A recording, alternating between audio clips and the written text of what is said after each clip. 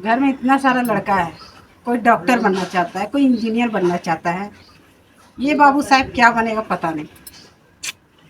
सुबह को आते हैं, खाना खाते हैं और फिर से निकल जाते हैं। क्या पता वो सारे दिन क्या करते रहते हैं।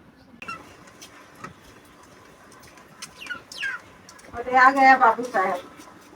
सारा दिन कहाँ रहते हो, क्या करते हो? कुछ करना है कि नहीं करना है तुम्हें? हम काम करेंगे ना मम्मी, खानदान में कोई नहीं किया होगा। ये छोटा मोटा नौकरी में मेरा पेट नहीं पलता। बात सॉरी लेवल की समझने में तो टाइम लगता क्या लगता है चाचू, वो कुछ कर पाएंगे? पता नहीं, वो तो वक्त ही बताएगा। A few moments later. ओ भैया, हाँ हाँ आ रहे रुको। बोलिए क्या काम है? मेरे घर में मट्टी का 300 रुपये लेंगे। हाँ। नहीं काम है।